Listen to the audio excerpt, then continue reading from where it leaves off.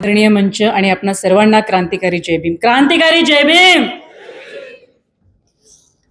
आजची बांधवांनो, ही केवळ परिषद नाही, तर इथे जो उपस्थित झालेला बुद्धिजीवी, अभ्यासक, आंदोलनकारी, रस्त्यावरची लढाई लढणारा 59 जाती समूहामधला हा समाज बांधव आहे.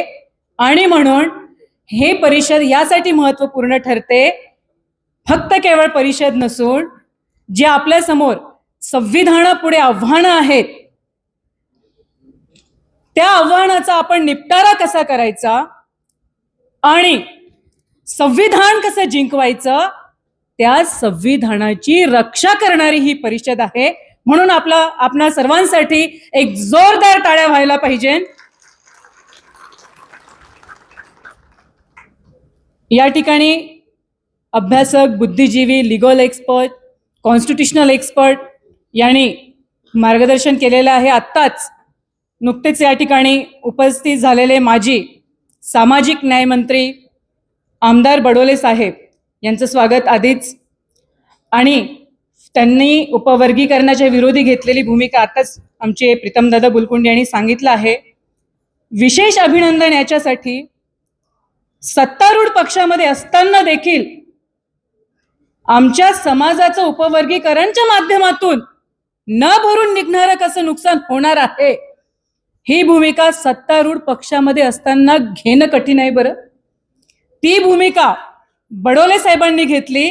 म्हणून आज सन्मानपूर्वक आपल्या जनतेपुढे बडोले साहेबांना देखील आपण आणखी या संदर्भात उपवर्गीकरण थांबायलाच हवं, उपवर्गीकरणाची शपथ, उपवर्गीकरण आम्हाला नकोच, ही शपथ आम्ही घेतलेली आहे. डॉक्टर बाबासाहेब आंबेडकरांनी जो आम्हाला आदेश दिला की मरणाच्या तयारीनेच आम्ही रणसंग्रामामध्ये उतरलेलो आहोत, आणि उपवर्गीकरण जे व्यवस्थेने सुप्रीम कोर्टाच्या माध्यमातून निर्णय आणलेला आहे आणि उपवर्गीकरणाचा मार्ग सुकर केलेला आहे, पण संविधानवादी, आंबेडकरवादी आम्ही जिवंत आहोत की नाही? आम्ही होऊ देणार का उपवर्गीकरण? म्हणून बडोले साहेब, आपलं याच्यासाठी अभिनंदन की 29 जूनलाच मला वाटतं 29 आमदारांनी उपवर्गीकरणाच्या विरोधात भूमिका घेतली. ते का घेतली बांधवांनो? समाजाचा सत्ताधारी आणि म्हणजे विरोधक, पण समाजाचं देखील, आपला समाज इतक्या मोठ्या प्रमाणात रस्त्यावरती उतरलेला आहे. नाही तर सोपं झालं असतं की नाही उपवर्गीकरण करणं? म्हणजे हिवाळी अधिवेशनामध्येच त्यांनी करूनही टाकलं असतं. म्हणजे केवढी घाई बरं महाराष्ट्र सरकारला, जेव्हा की ते याचिकाकर्तेही नव्हते. केवढे मोठे प्रश्न आपल्या समोर असताना, भेडसावत असताना, न्यू एज्युकेशन पॉलिसी,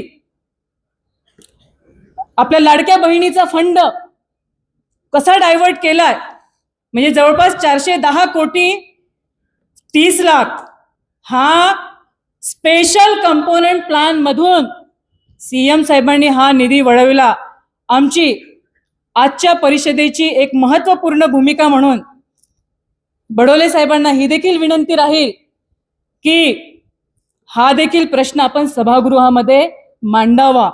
कारण स्पेशल कंपोनंट फंड शेड्यूल कास्टसाठी आणि त्याला लीगल प्रोटेक्शन प्राप्त व्हावं, म्हणजे तो निधी कुठेही डायव्हर्ट होणार नाही. जसं कर्नाटक, तेलंगणा आणि आंध्र प्रदेश, म्हणजे 2013ला कर्नाटक, 2013ला आंध्र प्रदेश, 2017ला तेलंगणामध्ये हा जो स्पेशल कंपोनेंट प्लॅन आहे तो फक्त आणि फक्त शेड्यूल कास्टच्या उत्थानासाठी, एज्युकेशन पॉलिसी त्यांच्या उत्थानासाठी, विद्यार्थ्यांसाठी, त्यांच्या शिष्यवृत्ती, वसतिगृह ह्या सर्वांगीण विकासासाठी खर्च करण्यात येतो. मग महाराष्ट्र सरकार हा निधी का पळवितात? आमच्याच फंडामधून का पळवितात? याचा हिशेब मागणं हे जनप्रतिनिधी म्हणून अपोजिशनचं आणि सत्तारूढ मध्ये असणारे संविधानवादी, आंबेडकरवादी यांचं देखील कर्तव्य आहे की नाही? त्याचा हिशोब द्यायला हवा आणि इतरत्र तो निधी वळवू नये. हा देखील स्पेशल कंपोनंट प्लान महाराष्ट्रामध्ये देखील व्हायला हवा, अशी आजच्या या परिषदेच्या माध्यमातून आम्ही मागणी करतो. ज्या पद्धतीने उपवर्गीकरणच्या विरोधामध्ये अनेक सत्तारूढ मध्ये असणारे शेड्यूल कास्टचे जनप्रतिनिधी, विधायक, सांसद, आताच श्यामकुमार बर्वेजी बोलून गेले की ते देखील उपवर्गीकरणाच्या विरोधी आहे. आणि जेव्हा 1 ऑगस्ट 2024 हे जजमेंट आलंय, आम्ही पहिले पिटिशनर होतो, 42072/2024 अशी आमची ती पिटिशन, अशा संपूर्ण भारत देशामधनं 160 रिव्ह्यू पिटिशन आल्या, परंतु त्या डिसमिस करण्यात आल्या. पण रस्त्यावरची लढाई आमच्याकडे होतीच. तेव्हा देखील जवळपास 100 अबाव सांसद, आताच नारनवरे सरांनी सांगितलं, त्याच्या अपोजिटमध्ये त्यांनी पत्र दिलं. 21 ऑगस्ट 2024 मोठं जन आंदोलन झालं. तेव्हापासून आम्ही जवळपास 2 वर्षापासून याच्यावरती काम करत आहोत सर. मायनोट रिसर्च केल्यानंतर याच्यामधून होणारं, न भरून निघणारं नुकसान आपल्या पिढ्यांचं आहे. आणि उपवर्गीकरण म्हणजे मनुवाद, मजबूत विषमता, मजबूत जे हे जाती व्यवस्थेला, या व्यवस्थेला पूरक आहे, म्हणून हे त्यांचं उपवर्गीकरण आहे. खूप सामाजिक न्यायाची तळमळ आहे का एका जातीची?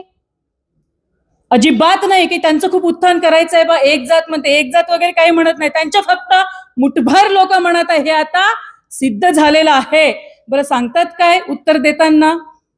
आमचे सीएम की नाही, सुप्रीम कोर्टाचा निर्णय आहे. हो आहे, निर्णय आहे, पण सुप्रीम कोर्टने करायचं असं म्हटलेलं आहे का? तरीच तुम्ही लागलीच 3 महिन्यामध्ये बदर कमिटीची स्थापना करता. बरं, बदर कमिटीची स्थापना करता तर आपल्या देशाचा इतिहास आहे, संविधानाचा ड्राफ्ट देखील पब्लिक डोमेन करण्यात आला. ही आपली परंपरा आहे की नाही? मग तुम्ही हा ड्राफ्ट पब्लिक डोमेन का केला नाही? का सगळं लपून लपून सुरू आहे? आणि म्हणून मोठ्या प्रमाणात लाखोचे 59 जात समूह बांधवांचे मोर्चे जेव्हा निघत आहे, 59 जात समूह म्हणत आहे की आम्हाला उपवर्गीकरण नको आहे, तरी सुद्धा ही सरकार आग्रही का?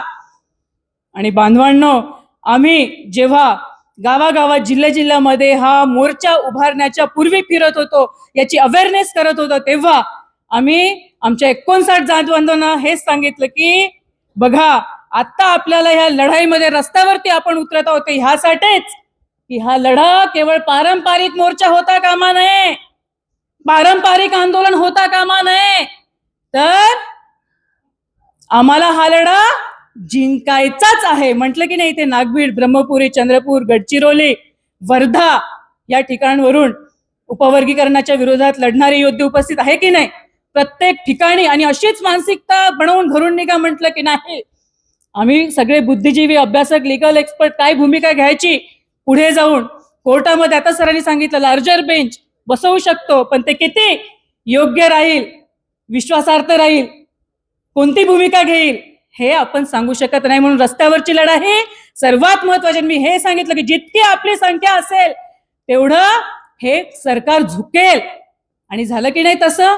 बॅकफुटला आलं की नाही? त्यामध्ये आपल्या सर्व जनतेचा सहभाग, जनप्रतिनिधी, विधायक, सांसदचा देखील सहभाग मोठ्या प्रमाणावर आहे. बांधवांनो, आजचे हे जे विषय आहे आरक्षण, उपवर्गीकरण, ह्यावरती ऑलरेडी सगळं मांडणी झालेलीच आहे. पण अजूनही सरकारने, सत्तारूढ सरकारने उपवर्गीकरण होऊ देणार नाही ही घोषणा झालेली आहे का? नाही. म्हणून आजची आपली परिषद आहे. बरं, म्हणून ही महत्वपूर्ण परिषद आहे. येत्या पुढील नागपूरला होणाऱ्या हिवाळी अधिवेशनामध्ये महाराष्ट्र बंद करण्याची लाखोंनी संख्या या ठिकाणी येऊन उपवर्गीकरण आता आम्ही होऊच देणार नाही ही आम्ही शपथच घेतलेली आहे. पण या हिवाळी अधिवेशनामध्ये अधिकृतरित्या ती घोषणा झाली पाहिजे. ह्यासाठी आपण ह्या परिषदेमध्ये महत्वपूर्ण ठराव आणि परिषदेची ही भूमिका आहे. दुसरं म्हणजे जे निजीकरण, आउटसोर्सिंग आहे, त्याच्यामध्ये किती मोठ्या प्रमाणात भ्रष्टाचार आहे. कंत्राटी पद्धती, जे परमनंट नाही, जे संविधान विरोधी हे सगळं आहे. प्रायव्हेटायझेशन मध्ये लेटरल एंट्री, आतापर्यंत 63 नियुक्ती ज्याच्यामध्ये रिप्रेझेंटेशनच नाहीये. हे की केवढं आव्हान आहे आपल्या संविधानापुढे. लेटरल एंट्री ठीक आहे, दबाव मोठ्या प्रमाणात आलं म्हणून ते जरा थांबलं, पण ते बॅन झालंय का? होल्डवरती ठेवलंय. ते लेटरल एंट्री देखील बॅन व्हायला हवी. क्रीमी लेअर, आता क्रीमी लेअर आलं कुठून? काही केस क्रीमी लेअरची होती का नारनवरे सर? क्रीमी लेअरची केस नसताना देखील अनटचेबिलिटी, कास्ट डिस्क्रिमिनेशन हा आधार आहे, तरी सुद्धा क्रीमी लेअर लागूच शकत नाही. ईव्ही चिन्हाच्या केसमध्ये सांगितलेलं आहे, तरी सुप्रीम कोर्टचा निर्णय पलटवत असतो. बोलायचं बरंच आहे, पण सत्कार मूर्ती देखील आहे आणि आपल्याला 4 पर्यंतचाच वेळ मिळालेला आहे. बडोले साहेबांचं देखील या ठिकाणी वक्तव्य आपल्याला ऐकायचं आहे. कोलेजियम सिस्टीम हे देखील आव्हान आहे बरं. आम्ही काही स्वायत्तता भंग करू इच्छित नाही बरं. ज्युडिशियरीची ते इंडिपेंडेंट आहे, पण जर 5% प्रतिनिधित्व ज्युडिशियरीमध्ये जर 95% असेल आणि इतर वंचित घटकांचे ऍडव्होकेट्स यांचं प्रतिनिधित्व फक्त 5% वरती असेल, मग इनजस्टिस नाही का? म्हणून कॉलेजियम सिस्टीम वरती देखील मोठा विचार, व्यापक विचार होणं आवश्यक आहे. आणि न्यू एज्युकेशन पॉलिसी एका मिनिटामध्ये सांगते बांधवांनो. बघा या देशामध्ये कसं आहे, तुम्हाला अत्यंत खिळखिळी करायची आहे बरं एज्युकेशन पॉलिसी. जर पैसाच पोहोचणार नाही विद्यार्थ्यांपर्यंत, तो हायर एज्युकेशन घेणार का? बजेट जीडीपी 6% म्हणजे किती होतं? 18 लाख करोड येतंय का आमच्यापर्यंत? अरे कुठे जातो हा निधी? खर्चच करण्यात येत नाही. याच्यावरती देखील विचार व्हायला हवा. याच्यावरती देखील मोठं आंदोलन आपण उभा राहायला हवं. यहाँ आस्था की बात करो तो फूल बरसाए जाते हैं और शिक्षा की बात करो तो लाठियां बरसाई जाते हैं. जेनजी आंदोलन आपको पता ही है. तो हमें यह सब चीजों के लिए लड़ना होगा, क्योंकि डॉक्टर बाबा साहब आम्बेडकर कहते हैं वही कौम तरक्की कर सकती है जिनमें आंदोलन करने का, संघर्ष करने का और कुर्बानी देने का जज्बा हो. आणि या सगळ्यांची जड़ आहे ईवीएम. इन सबकी जड़ क्या है? ईवीएम. अभी सांसद साहब नहीं है, नहीं तो मैं उनको बोलती कि जनता को अभी बैलेट चाहिए अंडर आर्टिकल 6 सेक्शन 61A. यह कैसे डिलीट हो? रिप्रेजेंटेशन पीपल एक्ट 1951 के अनुसार जो 61A, बरं काही ईव्हीएमनी म्हणजे चुनाव व्हावं हे काही प्राथमिकता नाही आहे बरं घटनेमध्ये.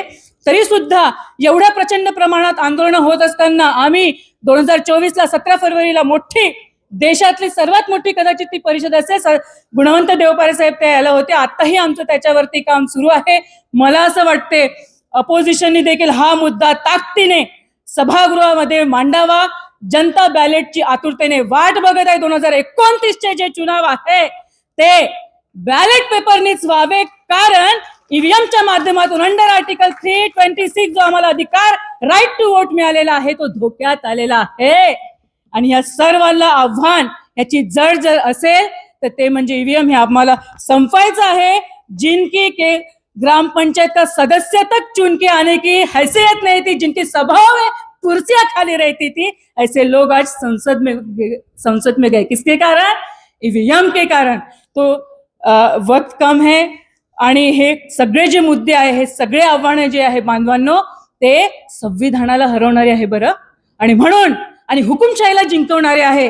कुठले आव्हानं? आरक्षण, उपवर्गीकरण, ईडब्ल्यूएस आरक्षण, निजीकरण, outsourcing, creamy layer, EVM, collegium, नई शिक्षण नीती, हे सगळे हरवणारे असल्यामुळे याच्या विरोधात आपल्याला आवाज बुलंद करायचा आहे आणि ही लढाई आपल्याला जिंकायचीच आहे. हात वर कर. आपण सगळे तयार आहोत की नाही? बाबासाहेबांचा रथ हे जर आपल्यावरती हावी झाले तर रथ हजारो वर्ष मागे येणार ना. हा रथ आपल्याला मागे येऊ द्यायचा नाही. कुर्बानी दिली की ना डॉक्टर बाबासाहेब आंबेडकर, रमाईने आपल्यासाठी. मग संविधान वाचवायची वेळ आली तर आपण आपल्या घरी बसून राहणार का? अजिबात नाही. आपल्याला हजारो पिढ्या आपल्या सुरक्षित करायच्या आहे. देशाचं संविधान सुरक्षित करायचं आहे. डॉक्टर बाबासाहेब आंबेडकर म्हणाले, जब तक संविधान जिंदा है साथियों समझना, तब तक मैं जिंदा हूँ. मेरी तस्वीर से ज्यादा मेरे विचारों पे चलो, क्योंकि ये लड़ाई सिर्फ और सिर्फ विचारों की है. जय भीम.